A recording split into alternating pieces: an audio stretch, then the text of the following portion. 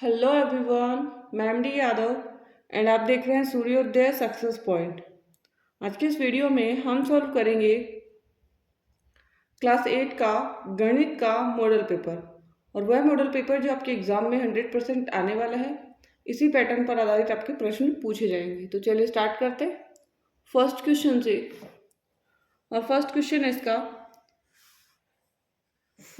First से लेकर 8 जो क्वेश्चन आएंगे वो आपके वस्तुनिष्ठ प्रश्न आएंगे, मतलब एबेस अध्याय वाले। ठीक है ना। 80 नंबर का आपका पेपर होगा और 2.5 घंटे आपको एग्जाम में मिलने वाले हैं। एक परिमेय संख्या को निम्न रूप में प्रदर्शित किया जा सकता है। तो परिमेय संख्या जो होती है ना, P बटा क्यू के रूप में होती है। क्या होती है? P बटा क्यू के रूप में होती है। सही आंसर होगा इसका। नेक्स्ट, समीकरण 2x-3 बराबर 5 में चर कौन सा है? तो इसमें चर x है। ठीक है ना। चर क्या है इसमें? x है, ब वाला। नेक्स्ट, चित्र में दी गई समांतर चतुर्भुज में भुजा BC व DC का माप क्रमशः है। BC व DC का, BC का 4 है और DC का 5 है। तो BC का पहले 4 और 5 ये आ जाएगा। ठीक है ना। क्योंकि समांतर चतुर्भुज की सम्मुख भुजाएं क्या होती है? बराबर होती है। तो आंसर आ जाएगा इसका स। नेक्स्ट, 14,400 के वर्गमूल में अंकों की संख्या होगी। वर्गमूल में अंकों की संख्या कितनी हो जाएगी? सबसे पहले तो 144 का क्या होता है? 12। और 2 जीरो मतलब 100 का होता है 10। तो 12 को 10 से करेंगे 120। 120 में कितने हो गए? 3। आंसर आ जाएगा 3 अंक, ए वाला। 13,884 का घनमूल क्या होगा? घनमूल क्या होगा?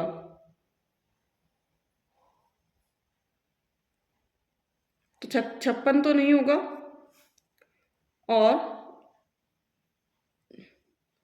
और 18 भी नहीं होगा। अब हमारे पास बचा 24 या 124।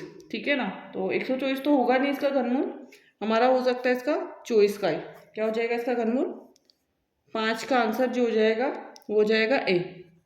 क्योंकि 124 का मतलब है कि 10 लाख से भी ज़्यादा संख्या, और यहाँ पे 10 लाख से नहीं है, 13,824 है, तो इसलिए 24 का ही होगा। नेक्स्ट, 8% वार्षिक दर से 20,000 रुपये का 2 वर्ष के लिए चक्रवृद्धि ब्याज होगा। 20,000 रुपये का 2 वर्ष के लिए चक्रवृद्धि ब्याज होगा। तो इसको यहाँ सॉल्व करते हैं अपन। 20,000, ठीक है ना। चक्रवृद्धि ब्याज निकालना है हमें। 8 का 108 बटा 100, क्योंकि 2 वर्ष का है तो 2 बार 108 बटा 100। 2 जीरो से 2 जीरो कट हो गया, फिर 2 जीरो से 2 जीरो। तो यहाँ जो आएगा 108 को 108 से गुणा करेंगे तो 11,664 होगा। उसको 2 से करेंगे, 2 चौक 8, 2 छिकी 12 का 2 हासिल 1, 2 छिकी 12 और 1 13 का 3 हासिल 1, 2 एकम 2 और 1 3 और 2 एकम 2। अब इसमें से 20,000 माइनस कर लीजिए तो 3,328, 3,328 आंसर आ जाएगा। 3,328 द आंसर आएगा इसका। सूत्र आपको ध्यान रखना है चक्रवृद्धि ब्याज निकालने का। P इंटू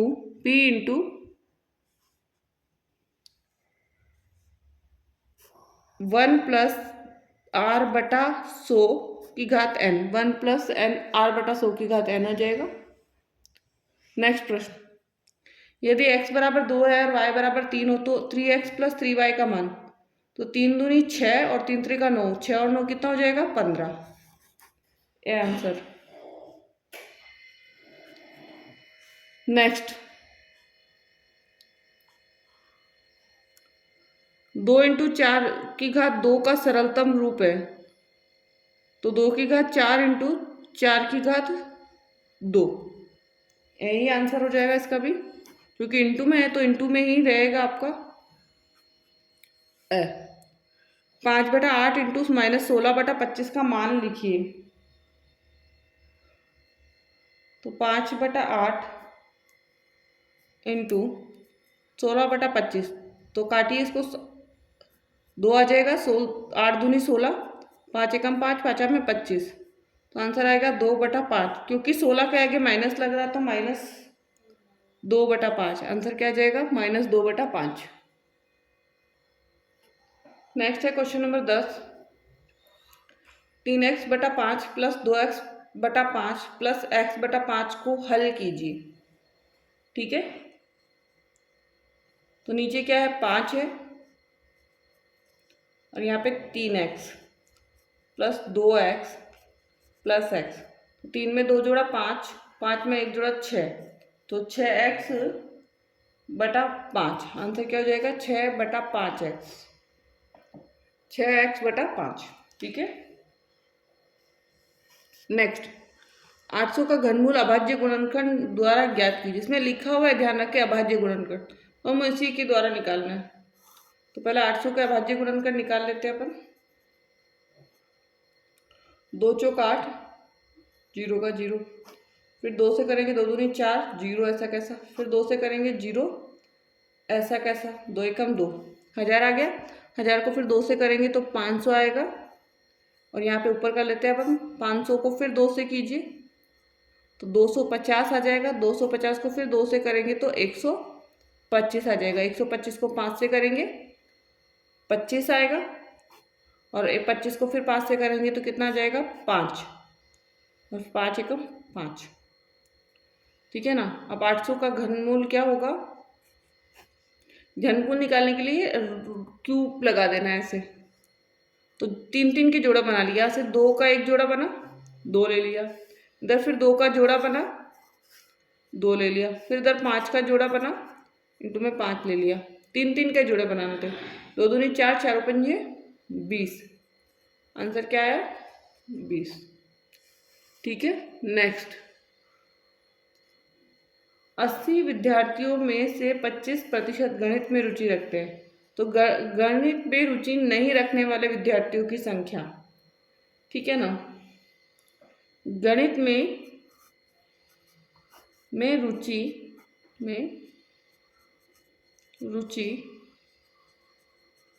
रखते हैं 25%। नेक्स्ट है कि गणित में रुचि नहीं रखते हैं। गणित में रुचि नहीं रखने वाले, तो 100 में से माइनस करेंगे 25 तो 75%। कितना आ जाएगा? 75। तो अब आप 80 का 75% निकाल लीजिए। 80 का 75%, तो 80 इंटू 75/100। 25 से काटेंगे इसको,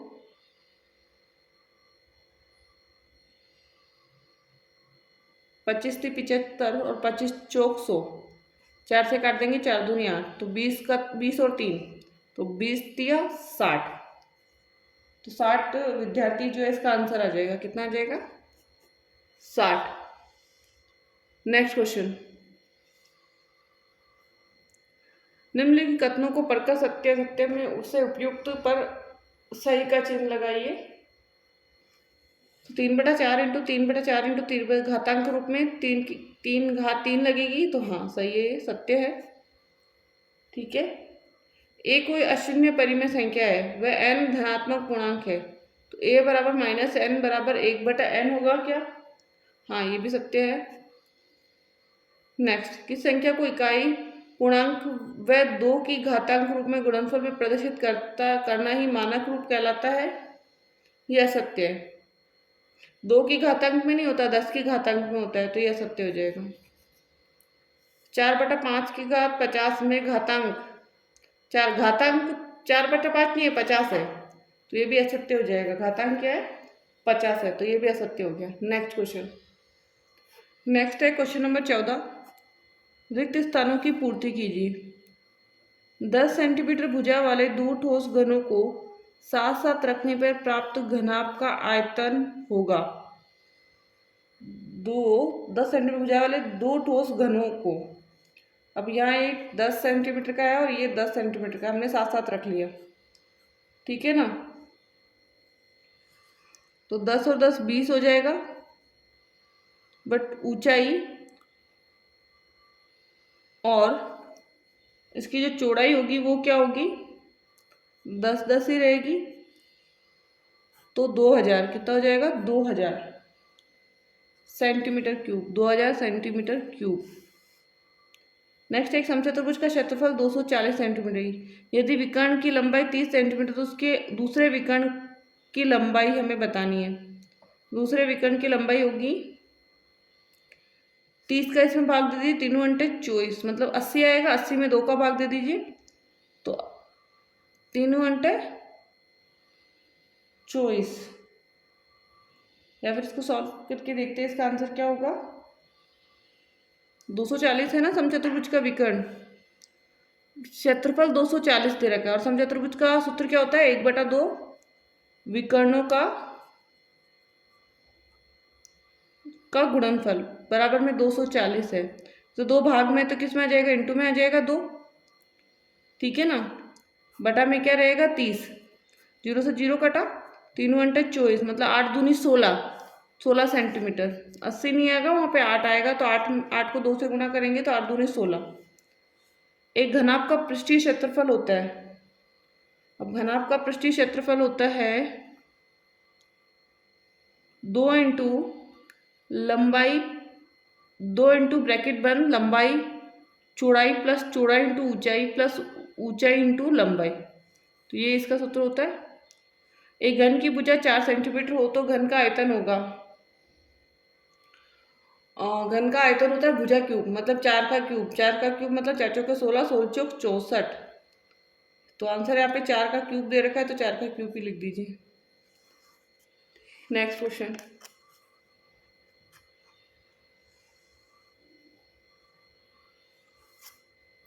स्तंभ ए का स्तंभ बी से मिलान कीजिए। लंबाई चौड़ाई और क्षेत्रफल, तो पी को क्यू से करेंगे तो पी क्यू आएगा। 10 पंजे 50, 2 पंजे 10 वाला ये रहा, 4 त्रिका 12 वाला ये रहा, तो बहुत ईजी है। तो नेक्स्ट प्रश्न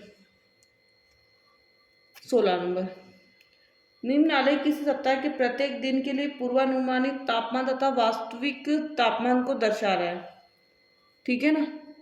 सोमवार का है 15 और 20, मंगलवार का दोनों का 20 है, बुधवार का जो है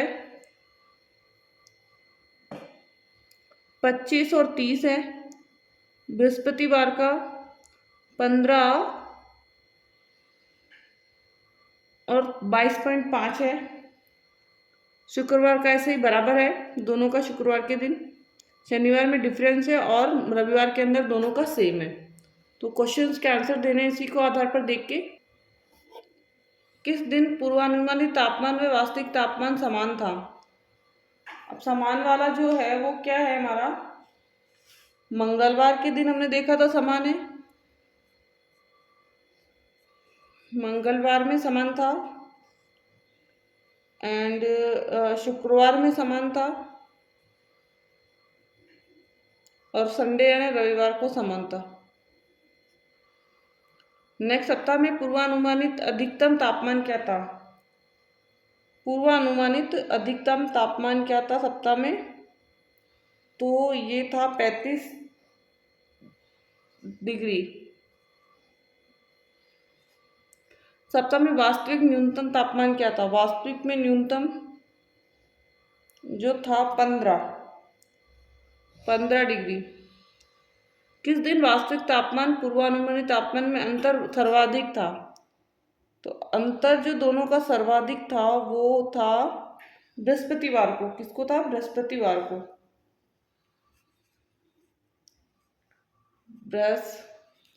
बृहस्पतिवार को, ठीक है ना।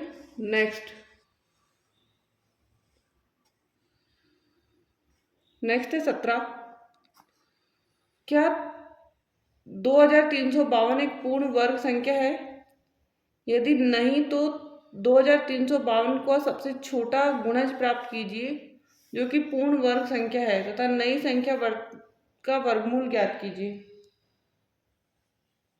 सबसे पहले हम निकालेंगे 2352 का गुणनखंड।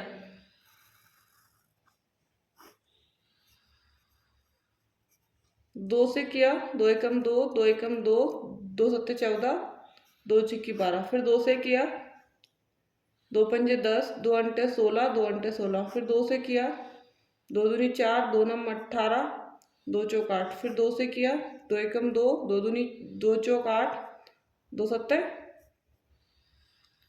14, दो सत्ते 14, 7 से कर लीजिए, 7 एकम 7 दूनी 14 और 7 एकम 7, 21 आ गया। 7 से किया 7 21 और 3 से किया 3 एकम 3। अब इसमें हमें दिख रहा है कि पहले तो आप लिख लीजिए इसका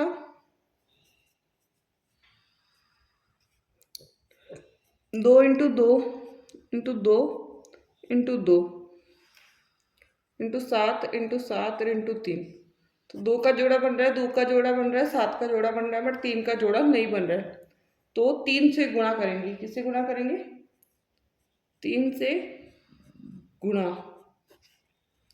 करने पर, ठीक है। 3 दूनी 6, तीनों पंजे 15 का 5 हासिल 1, 3 का 9 और 1 10 का 0 हासिल 1, 3 दूनी 6 और 1 7, मतलब 7056। इसका नया जो बनेगा 2 इंटू 2 इंटू यहाँ से 3 और इंटू यहाँ से 7, 2 दूनी 4, 4 का 12, 12 7 84। आंसर क्या आ जाएगा इसका? 84। पहला आंसर तो ये था 3 और दूसरा आंसर आ गया 84। चलिए नेक्स्ट क्वेश्चन पे चलते हैं अपन। 5% वार्षिक दर से 15,000 रुपये का 2 वर्ष के अंत में ब्याज और भुगतान की जाने वाली कुल राशि ज्ञात कीजिए। दर कितनी है? 5%, 15,000 रुपये है मूलधन और समय कितना है? 2 वर्ष। ब्याज और भुगतान की जाने वाली कुल राशि ज्ञात करनी है। तो ठीक है, तो सबसे पहले हम क्या निकालेंगे इसका, क्योंकि इसमें हमें ये नहीं दे रखा है कि कौन से चक्रवृद्धि ब्याज से निकालना है, साधारण ब्याज से। तो हम इसका साधारण ब्याज से ही निकाल लेते हैं। और साधारण ब्याज से जब इसका निकालेंगे तो सूत्र क्या होगा इसका? साधारण ब्याज इंटरेस्ट निकाल रहे हैं अपन, तो P, I का मतलब इंटरेस्ट, तो P का मतलब प्रिंसिपल, R का मतलब रेट, T का मतलब टाइम। मूलधन इंटू दर इंटू समय बटा क्या हो जाएगा? 100। मूलधन क्या है? 15,000 है हमारे पास, इंटू दर कितनी है? 5%, समय कितना है? 2 वर्ष, बटा में क्या लेना है? 100। 2 जीरो से 2 जीरो काट देंगे, इनको सबको गुणा करेंगे तो कितना आ जाएगा? 1500। कितना आएगा? 1500 रुपये। तो ब्याज आ गया हमारे पास 1500। अब हमें निकलना है भुगतान की जाने वाली कुल राशि, उसको हम बोलेंगे ए। तो ए बराबर होगा मूलधन प्लस ब्याज। तो आंसर क्या हो जाएगा? 15,000 में 1500 जोड़ेंगे तो 16,500। कितना हो जाएगा? 16,500। आंसर आ गया हमारा इसका 16,500। ठीक है ना। नेक्स्ट क्वेश्चन,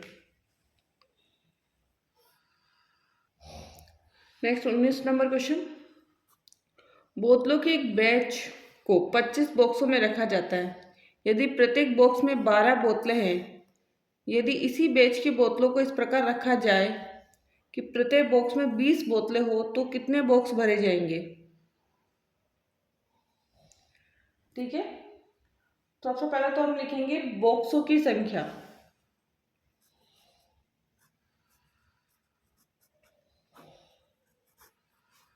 की संख्या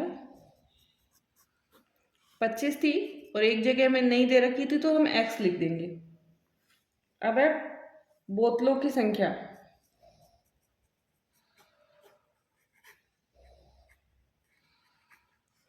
तो 12 थी और यहाँ पे कितनी थी? 20 थी। तो इसको समानुपात में जमाएंगे तो 25 इंटू 12 बराबर x इंटू 20। तो x बराबर 25 इंटू 12 बटा 20। 25 दो 50 का 0 हासिल 5, 25 एकम 25, 25 और 5 30, 300 आ गया। 300 बटा 20, 0 से 0 कट गया, 30 में से 2 का भाग दिया तो 15। कितना आया? 15। x का मान क्या आ गया? 15। ठीक है, नेक्स्ट गुणा कीजिए। नेक्स्ट जो क्वेश्चन आया वो क्या आया? समान पदों को गुणा कीजिए। सबसे पहले तो लिख लेते हैं अपन x माइनस 6 इंटू करना है 6x प्लस 9 को। तो यहाँ से x लेंगे अपन और 6x प्लस 9 माइनस 6 ब्रैकेट बाद 6x प्लस 9। ठीक है ना। x को गुणा कीजिए 6x से, तो 6x का स्क्वायर प्लस 9x माइनस 6 का 36x और 6 नाम 54। अब यहाँ 6x का स्क्वायर प्लस माइनस माइनस 36 में से 9 यदि हम काटते हैं तो बचेगा 27x प्लस 54। कितना आ जाएगा 27x प्लस 54। अब यहाँ पे ये संख्या प्लस की नहीं आएगी, माइनस प्लस यहाँ पे भी क्या आएगा माइनस आएगा, तो यहाँ 54 भी किसका आएगा माइनस का। तो आंसर हो गया हमारा कंप्लीट। ठीक है। Next question. एक ऐसे बेलन की ऊंचाई ज्ञात कीजिए जिसका आयतन दे रखा है 1.54 मीटर क्यूब और जिसके आधार का व्यास दे रखा है 140 सेंटीमीटर। सबसे पहली चीज़ तो हमें यहाँ पर एक चीज़ में कन्वर्ट करना पड़ेगा, मतलब या तो आप त्रिज्या को कन्वर्ट कीजिए मीटर में, ठीक है ना, या फिर आप क्या कीजिए आयतन को कन्वर्ट, मीटर को कन्वर्ट कीजिए सेंटीमीटर में। दो चीज़ें ना अलग अलग यूनिट दे रखी है अपन को। ठीक है। तो ये चीज़ें तो हमें अलग सेम करनी होगी, क्योंकि सेम करेंगे तभी हमारा आंसर इसका आने वाला है। ठीक है। सबसे पहले तो आयतन हमारे पास क्या है, बेलन का आयतन का सूत्र की त्रिज्या निकाल देते हैं पहले तो व्यास क्या दे रखा है 140 बटा 2 मतलब 70 आ गया सेंटीमीटर में। इसको मीटर में चेंज करेंगे तो 0.7 कितना आ जाएगा 0.7 मीटर। ये हो गया बेलन का आयतन। बेलन का आयतन है 1.54 मीटर क्यूब। तो पाई आर का स्क्वायर एच बराबर 1.54। ठीक है ना। नेक्स्ट, अब पाई का मान तो हमें पता है 22/7 है। आर का मान हमें पता है कि 0.7 है और बराबर में 1.54। ठीक है। 7 से 7 कट जाएगा तो यहाँ पे आएगा 1.1 और इंटू एच आप ऐसा कैसा लिख देते हो, एच बराबर 1.54 बटा 0.22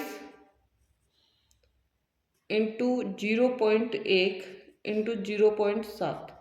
तो दोनों का पॉइंट हटाएंगे तो यहाँ पे कितना लग जाएगा 100 और इनका भी पॉइंट हटाएंगे तो यहाँ पे कितना लगेगा 100। तो 100 से 100 तो हमारा कट हो गया है। क्या कट हो गया हमारा 100 से 100 हमारा कट हो गया। तो हमारे पास बचा यहाँ 7 बचा और यहाँ पे 22 बचा। तो 22 से काटेंगे 22 सत्ते 154 और 7 से 7 कट जाएगा तो 1 आएगा आंसर, मतलब 1 मीटर। ऊंचाई कितनी आ गई 1 मीटर। अगला प्रश्न है 22 नंबर। उपयुक्त पैमाने का प्रयोग करते हुए निम्न तालिका दी गई है, राशियों के लिए आलेख बनाइए। आलेख बनाना है सेबों का मूल्य। आलेख बनाना है तो सबसे पहला हम लाइन ड्रॉ करनी है अच्छे से स्केल से आपको। ठीक है।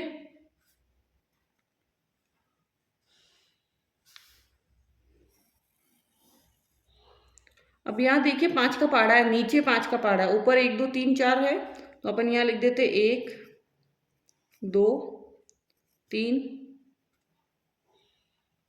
4 और यह 5 और ये हमारा एक्स एक्सेस है और ये वाई है और ये हमारा सेबों की संख्या।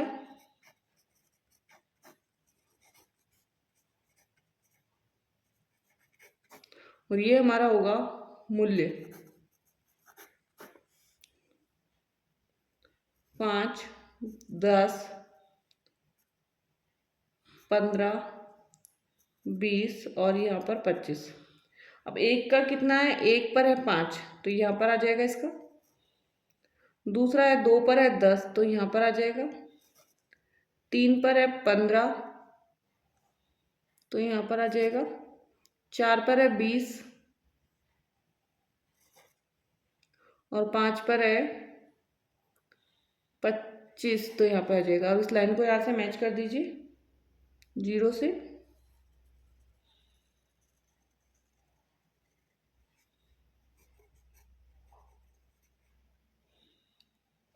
ठीक है ना। 1 पे 5, 2 पे 10, 3 पे 15 और 4 पे 20 और 5 पे 25, 5 पे 25। ठीक है। Next question.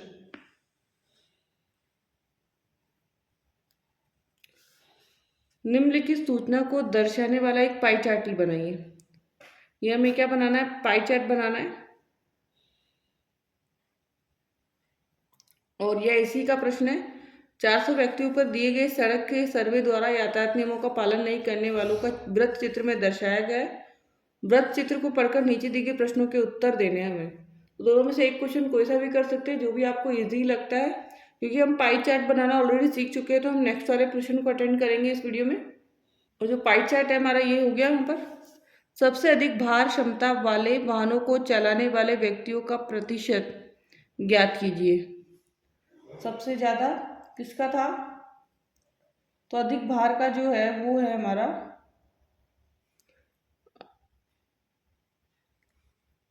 सबसे अधिक भार क्षमता वाले वाहनों को चलाने वाले व्यक्तियों का प्रतिशत ज्ञात कीजिए। सबसे अधिक भार क्षमता है ये रहा, लेकिन इसका प्रतिशत हमें नहीं दे रखा है, तो आपको प्लस करके 100 में से माइनस कर लो। 100 है -30 प्लस 15 प्लस 25 प्लस 10 तो 100 माइनस इन सबको प्लस किया तो 80, तो इसका आंसर आ गया 20%। कितना आ गया? 20%। ठीक है। नेक्स्ट अगला। हेलमेट नहीं लगाने वाले व्यक्तियों की संख्या गति सीमा से अधिक गति में वाहन चलाने वाले व्यक्तियों से कितनी अधिक है? तो सबसे पहले हेलमेट नहीं लगाने वाले व्यक्तियों के प्रतिशत देख लीजिए। दूसरा नंबर, हेलमेट नहीं लगाने वाले व्यक्तियों का प्रतिशत। हेलमेट नहीं लगाने वाले व्यक्तियों की का प्रतिशत या की संख्या लिख लीजिए आप। तो संख्या होगी 400 का 30% था, तो 400 का 30/100, 4×3 का 12 मतलब 120। नेक्स्ट है गति सीमा से अधिक गति में वाहन चलाने वाले व्यक्ति। गति सीमा से अधिक गति में वाहन चलाने वाले व्यक्ति। अब वाहन चलाने वाले व्यक्ति कितना है? 400 का 10 है, 10% है ना, तो 10% इंटू 10/100, 2 0 से 2 0 कटा तो 40। कितना हो गया? 40 व्यक्ति। अंतर बताना है हमें। तो 120 में से 40 माइनस किया तो कितना आ गया? 80। आंसर क्या हो गया? 80। ठीक है ना। Next question. नेक्स्ट है हमारा आकृति में BEST बेस्ट एक समांतर चतुर्भुज है। XYZ के मान ज्ञात कीजिए, X Y और Z के। ठीक है, तो ये सॉल्व करते हैं। बहुत इजी। इसका नेक्स्ट वाला भी बहुत आसान है, तो कोई भी एक आपको करना है। तो हम करते हैं इसका फर्स्ट वाला। इसमें हमें आकृति जो हमारे पास बनी हुई थी वो ये थी।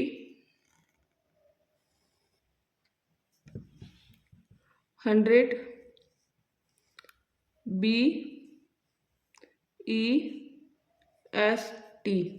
तो यह हमें X भी निकालना है, यहाँ पे Z भी निकालना है और यहाँ पे Y भी हमको निकालना है। ठीक है ना।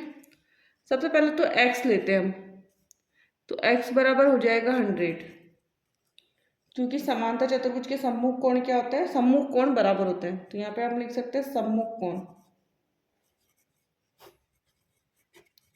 कोण, ठीक है ना। नेक्स्ट है y बराबर भी 100, x का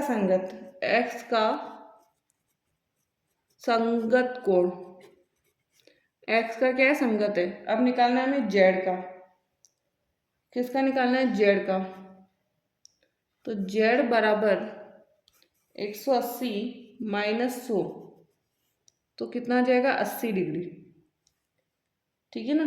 क्योंकि y एंड z, y और z